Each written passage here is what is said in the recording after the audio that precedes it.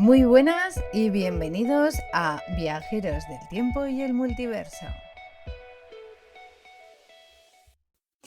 Dicen que todo el universo vibra, se mueve y se mide, que si escucháramos con el alma en vez de con los oídos, oiríamos una música secreta, la música de las esferas. Hoy vamos a sumergirnos en un viaje donde la matemática no es una ecuación fría, sino una melodía que conecta el alma con las estrellas. Hoy en Viajeros del Tiempo y el Multiverso descubrimos que todo es número. Comenzamos.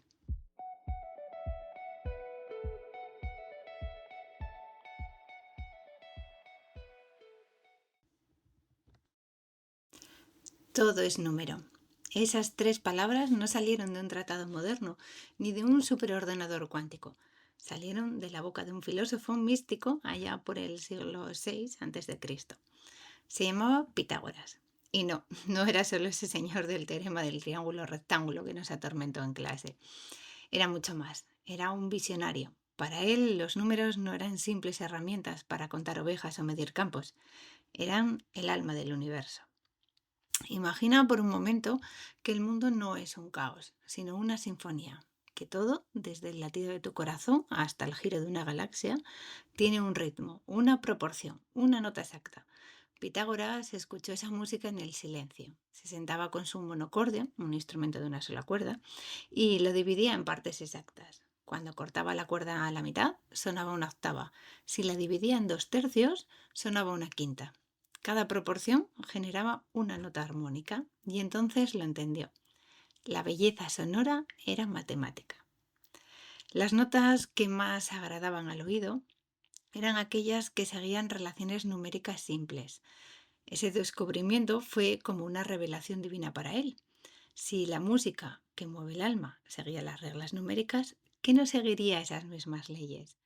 Así nació la idea de la armonía del cosmos, que los astros se mueven siguiendo proporciones matemáticas, que el universo entero es como un instrumento gigantesco, tocando una música que no podemos oír, pero sí intuir. Pitágoras fundó una escuela, pero no era una academia de cálculo, era una mezcla de templo, conservatorio y retiro espiritual. Allí enseñaban que entender los números era una forma de purificarse, que el alma podía elevarse comprendiendo la lógica del universo. Practicaban el silencio, la observación, la introspección. Para ellos las matemáticas no eran frías, eran sagradas. No es casualidad que siglos después el señor Galileo dijera que la matemática es el lenguaje con el que Dios ha escrito el universo.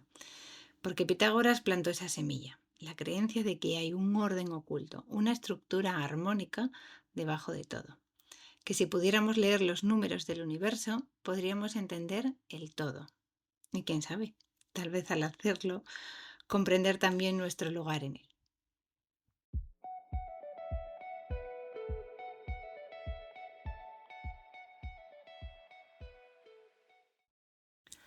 Cierra los ojos.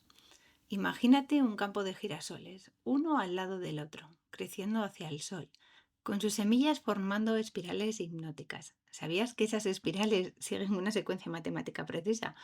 Pues sí, es la serie de Fibonacci, en que cada número de la serie es la suma de los dos anteriores. Pues tenemos 1, el siguiente sería el 1, luego tenemos el 2, que es la suma de 1 más 1, 3, 5, 8, 13 y así sucesivamente. Y si divides un número por el anterior, te acercas a un valor mágico, 1,618, conocido como la proporción áurea. Los griegos lo llamaron phi. Y desde que se descubrió, nos hemos dado cuenta de que la naturaleza no ha dejado de usarla como si fuera su regla secreta. En la concha del Nautilus, en las piñas, en las ramas de los árboles o en la disposición de las hojas. Todo responde a un patrón, un diseño que optimiza, que equilibra y embellece. Bien, si tenemos en cuenta que en el Génesis, en el 1.26, entonces Dios dijo, hagamos al ser humano a nuestra imagen y semejanza. Es como si la vida estuviera bordando matemáticas en sus tejidos. Y nosotros, hipnotizados, hemos querido imitar ese orden desde siempre. Los egipcios, por ejemplo, construyeron pirámides donde cada ángulo respeta una proporción divina. Los hindúes trazaban mandalas con simetrías perfectas y los mayas pues diseñaban templos alineados con los astros. Geometría sagrada, un lenguaje universal compartido entre culturas que jamás se conocieron. Y en el arte, en el arte. En el arte también lo encontramos. El Partenón en Grecia parece estar construido con un compás divino. Y luego el gran Leonardo da Vinci pues estudió el cuerpo humano con la obsesión de quien sabe que la belleza es matemática. En la Mona Lisa se han trazado líneas que revelan proporciones que no se ven, pero que se sienten. Como si el ojo reconociera esa armonía antes que la mente. Incluso la música pues sigue jugando con las matemáticas. Mozart y Bach componían con simetrías, permutaciones y proporciones. Aquí en el siglo XX nos trajo Yanis Xenakis, un compositor que es que literalmente componía con fórmulas matemáticas, porque entendió que el oído también se rinde ante el orden. Hasta la nieve nos recuerda esta verdad. Cada copo, con su simetría hexagonal, es una obra de arte geométrica. Hasta las órbitas planetarias obedecen leyes precisas. Incluso una simple hoja responde a la misma proporción que la espiral de una galaxia. Y entonces uno se pregunta, ¿de verdad estamos rodeados de caos? ¿O es que no habíamos aprendido a mirar con ojos matemáticos? Galileo tenía razón. La naturaleza está escrita en lenguaje matemática, solo que a veces ese lenguaje pues, se disfraza de una flor, de un cuadro o de una canción.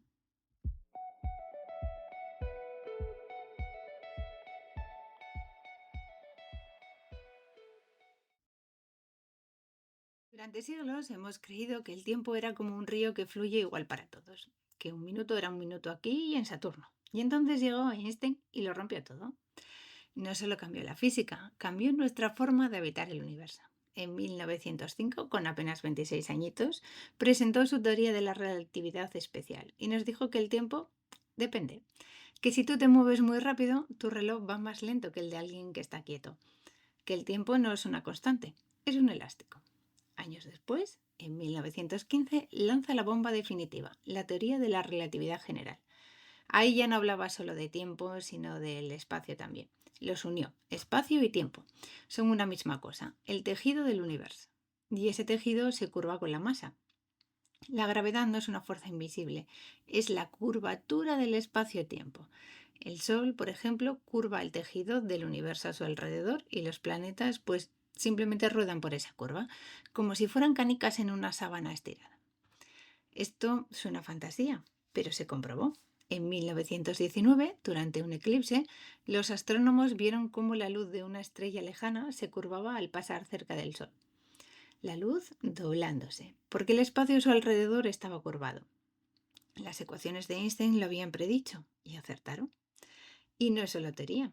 Hoy los satélites GPS que usamos para ubicar nuestra posición tienen que corregir sus relojes constantemente, porque ahí arriba el tiempo va a otro ritmo. La gravedad es más débil y se mueve muy rápido. Y si no se ajustaran, pues nos fallarían por kilómetros. Así que el tiempo es relativo. Y eso curiosamente nos permite soñar con lo imposible. Porque si puedes ralentizar el tiempo para ti, podrías técnicamente viajar al futuro. Imagina que subes a una nave y te mueves casi a la velocidad de la luz. Para ti solo pasan 10 años, pero cuando regresas a la Tierra han pasado 500. Todos los que conocías, pues lógicamente ya no están. El mundo es otro. Tú has viajado en el tiempo. Esto no es solo ciencia ficción, es física, confirmada con relojes atómicos, con partículas subatómicas como los muones y con observaciones reales. La velocidad dobla el tiempo y aún hay más, porque en las propias ecuaciones de Einstein hay una posibilidad inquietante, que es que también podríamos viajar al pasado, pero para eso necesitamos abrir una puerta que aún no sabemos si existe. Y esa puerta se llama agujero de gusano, algo en lo que hablamos en el primer episodio.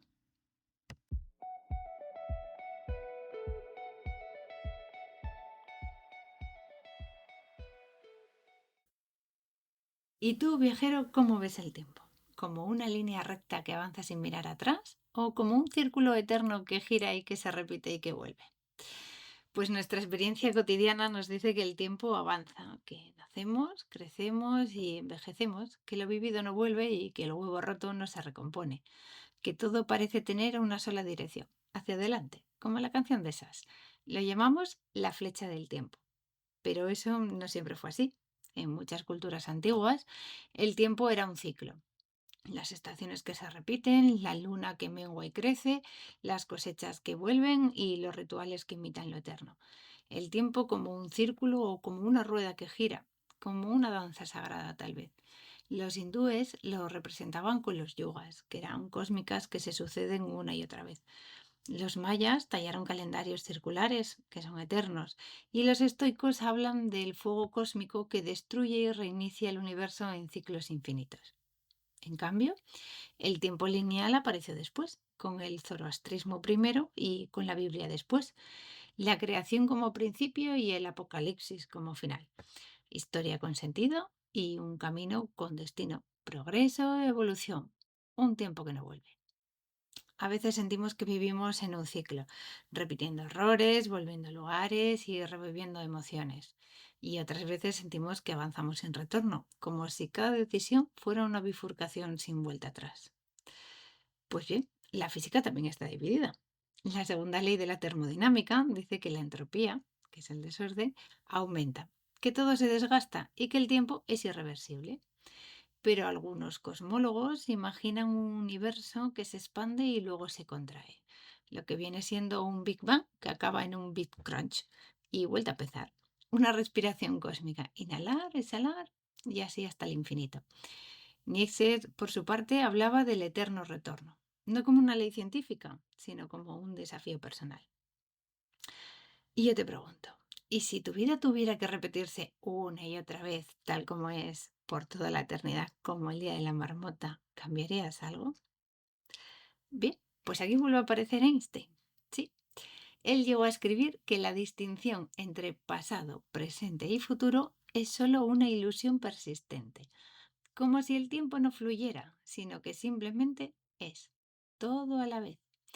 Quizás el tiempo no sea ni línea ni círculo, quizás sea una espiral, como esas que vemos en la proporción áurea, en los huracanes, en las galaxias, en la vida misma en general.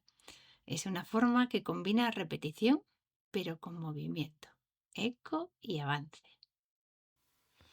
Hoy, mi querido viajero, hemos viajado por templos antiguos y galaxias lejanas, desde el monocordio de Pitágoras hasta los relojes atómicos de Einstein. Desde los patrones secretos de una flor hasta las ecuaciones que curvan el tiempo. Y al final solo nos queda una certeza, y es que el universo habla matemáticas. Pero eso no lo hace con frialdad, lo hace con belleza. Hay algo profundamente conmovedor en eso, en saber en que todo lo que somos, desde nuestras células hasta nuestras emociones, vibra con las mismas leyes que gobiernan a las estrellas. Pues cada espiral, cada ritmo, cada simetría es un eco del lenguaje numérico que teje la realidad y nosotros pues somos criaturas diminutas en medio de todo esto.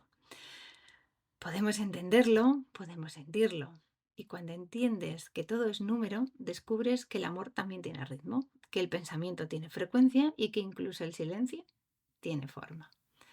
A veces siento que nuestro deseo de entender el universo no es otra cosa que el deseo de reconocernos en él, de saber que no estamos separados, que hay un orden, una armonía y que de algún modo formamos parte de la música de las esferas. Pues quizás tenía razón Pitágoras, quizás todo sea número. Y al comprender esos números, al mirar al cielo y ver patrones en lugar de caos, estamos recordando quiénes somos. Un instante, un latido del universo. Muchas gracias por haberme acompañado en este viaje. Nos vemos en el siguiente episodio.